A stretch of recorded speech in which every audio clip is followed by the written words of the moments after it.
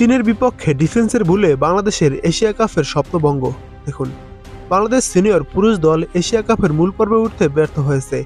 আজ রোববার অনূর্ধ্ব-17 দলের এশিয়া কাপের মূল পর্ব নিশ্চিত করার সুযোগ ছিল। এজন্য স্বাগতিক চীনকে হারানোর প্রয়োজন ছিল। এএফসি অনূর্ধ্ব-17 টুর্নামেন্টের বাছাইয়ে এই গ্রুপের স্বাগতিকরা 4-0 গোলে বাংলাদেশকে হারিয়েছে। এতে এই গ্রুপের চ্যাম্পিয়ন হয়ে আগামী বছরের সৌদি আরবে খেলার টিকিট নিশ্চিত করেছে চীন। বাংলাদেশ এএফসি বাছাইয়ের টুর্নামেন্টে টানা 4 ম্যাচ জিতেছিল। আজ চীনের বিপক্ষে মূল পরীক্ষায় বাংলাদেশের ডিফেন্ডাররা অনেক ভুল করেছে, পাশাপাশি ফরওয়ার্ডরাও দক্ষতার পরিচয় দেখাতে পারেনি। চীন ফুটবলে এমনিতেই শক্তিশালী দল, তার উপর স্বাগতিক দল, তাই তো এই প্রতিপক্ষের সঙ্গে সেভাবে বাংলাদেশ লড়াই করতে পারেনি। চীনের চংকিন ইয়াংচুং স্পোর্টস সেন্টার স্টেডিয়ামে হাজারো দর্শকের সামনে শুরু থেকে দাপট ছিল চীনের। বাংলাদেশ রক্ষণে অনেক মনোযোগ দিয়েও গোল পায়নি, বারবার ভুলে গোল হজম করেছে। 9 মিনিটে মধ্যমাঠ থেকে লং পাসে ডান দিকে মাপা ক্রস গোলকিপার তালুবন্দি করার আগেই 6 গজের ভেতরে সুইং ওইহাও শুধু এক টোকায় বলের গতি পরিবর্তন করে দেন। 39তম মিনিটে বাংলাদেশের ভুলে আবারও লিড পায় চীন।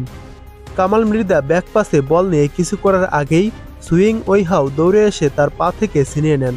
তারপর পোস্ট ছেড়ে বেরিয়ে আসা গোলকিপারকে কাটিয়ে বল জালে জড়িয়ে দেন। 52তম মিনিটে সুইং ওইহাও হ্যাট্রিক করেন। ডান প্রান্তে ভাসিয়ে দেওয়া বলে সুইং লাফিয়ে উঠে হেঁটে স্কোর 3-0 করে বাংলাদেশকে একদম ব্যাকফুটে ফেলে দেন। 89তম মিনিটে আরেক গোল করলে চীন বড় জয় নিয়ে মাঠ ছাড়ে।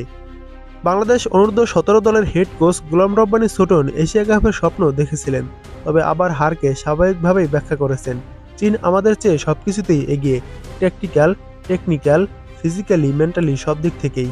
এরপরও আমাদের ছেলেরা চেষ্টা করেছে, ম্যাচে কিছু ভুল করেছে ছেলেরা। 5 দিনের মধ্যে আমাদের 5 ম্যাচ খেলতে হয়েছে। বাংলাদেশ 4 ম্যাচ জিতে এশিয়া কাপে খেলার প্রত্যাশা তৈরি করেছিল। এশিয়ার শীর্ষ স্তরে খেলতে যে মান ও দক্ষতা প্রয়োজন, বাংলাদেশ সেখান থেকে দূরে রয়েছে। চীনের ম্যাচে সেটা আবারও প্রমাণিত হয়েছে। দক্ষিণ এশিয়ার গণ্ডি ও এশিয়ার মঞ্চে ব্যবধান অনেক, ফলে 2 দশক পর আবার এএফসির বয়সভিত্তিক পর্যায়ে মূল পর্বে খেলার সম্ভাবনা জাগলেও তা বাস্তবে রূপ নেয়নি।